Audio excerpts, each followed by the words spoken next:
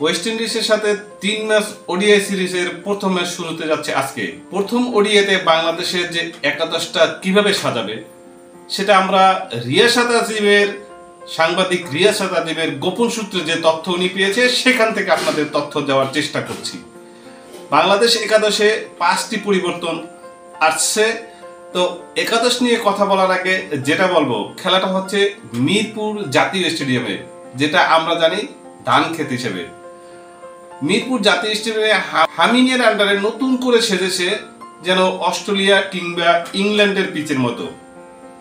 আপনারা মাঠে যখন খেলা দেখতে যাবেন কিংবা স্ক্রিনে দেখবেন তখন এটা বুঝতে পারবেন।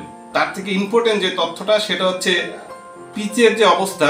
ড্যারেন স্যামি, ওয়েস্ট ইন্ডিজের যিনি এখন বর্তমানে কোচ আছেন, তিনি যেটা বলেছেন, এই ধরনের কালো উইকেট তিনি আর দেখেননি তার জীবনে। অর্থাৎ ড্যারেন স্যামি বাংলাদেশে বিপিএল খেলেছেন, অধিনায়কত্ব করেছেন এবং বাংলাদেশের সবগুলো মাঠেই তার খেলার অভিজ্ঞতা আছে। সে থেকে তিনি বলছেন যে বাংলাদেশে এখন পর্যন্ত তিনি এরকম কালো পিচ তিনি দেখেননি। অর্থাৎ কালো যদি হয় ভালো বাংলাদেশের জন্য, যেমন জাতের মেয়ে কালো ভালো, নদীর জল ঘোলাও ভালো, সেরকম যদি বাংলাদেশের জন্য হয়ে থাকে তো সমস্যাটা কিছু নেই। যাই হোক, এবার আমরা স্কোয়াডটা দেখব। স্কোয়াডের শুরুতেই আছে চমক। 5 যে পরিবর্তন নিয়ে বাংলাদেশ ওডিআই ম্যাচটা শুরু করছে, সেখানে শুরুতেই সাইফ হাসান এবং সৌম্য সরকার ব্যাট করতে ওপেনিংয়ে নামবেন। সেক্ষেত্রে সৌম্য সরকারকে নেওয়ার কারণ হচ্ছে যে ওয়েস্ট ইন্ডিজের সাথে তিনি যে 14টা ম্যাচ খেলেছেন এ পর্যন্ত, তার মধ্যে তার অ্যাভারেজ হচ্ছে টোটাল রান হচ্ছে 428, যার মধ্যে অ্যাভারেজ হচ্ছে তার 38.9 এবং স্ট্রাইক রেট 105-এর উপরে, বেস্ট হচ্ছে 80 রান। তো নিঃসন্দেহে তিনি ওপেনিং করতেই পারেন এই মুহূর্তে। আর বাংলাদেশে ওপেনিং পজিশনে যে টালমাটল চলছে, সেখানে ওপেনিংয়ে তার জায়গাটা হবে এটাই ধারণা করা হচ্ছিল।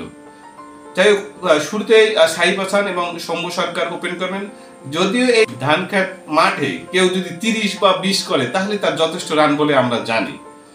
এরপরে তৃতীয় অবস্থানে 3 নম্বর পজিশনে ব্যাট করেছিলেন যথারীতি শান্তর জন্য এক্ষেত্রে একটা সমস্যা হয়েই যাবে, কারণ তিনি অধিনায়কত্ব ছাড়ার পরে তার পারফরমেন্স খুবই খারাপ।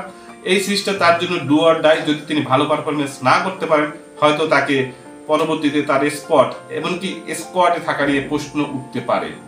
4 নম্বর পজিশনে তাওহিদ হৃদয়, তিনি মোটামুটি ভালো করছেন, যদিও আফগানিস্তান সিরিজে একটা ম্যাচ ভালো খেললেও স্ট্রাইক রেট মেনটেন করতে পারেননি। তবুও এই মুহূর্তে ওয়ানডে দলে যারা অন্তর্ভুক্ত আছেন তাদের মধ্যে তিনি ভালো ব্যাট করছেন।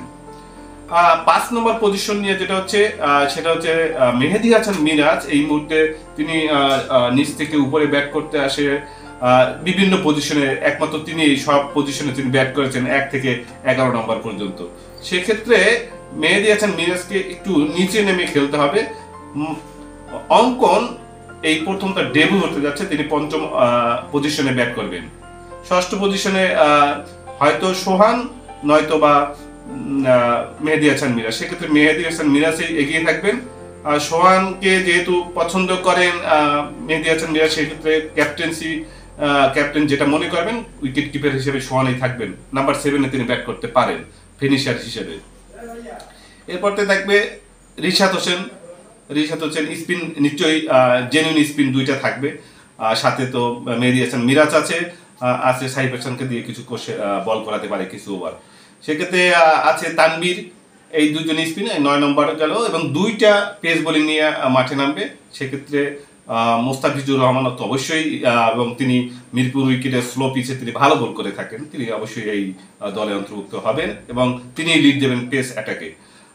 11 নম্বর পজিশনে তানজিব হাসান সাকিব এবং তাসকিন আহমেদের মধ্যে একটা ফাইট হচ্ছে, কিন্তু তানজিব হাসান সাকিব থাকার সম্ভাবনা বেশি, কারণ তিনি ব্যাট করতে পারেন এবং তিনি ভালো ভেরিয়েশন দিতে পারেন। আমিও চাইবো যেন তানজিব হাসান সাকিব 11 নম্বর পজিশনে আছে।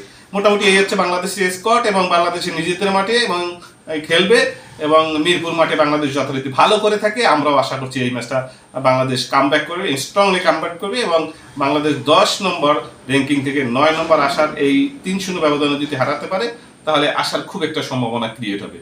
তো ভিউয়ার, আমরা আগামীকালের জন্য ওয়েট করি এবং বাংলাদেশের জন্য শুভকামনা করি।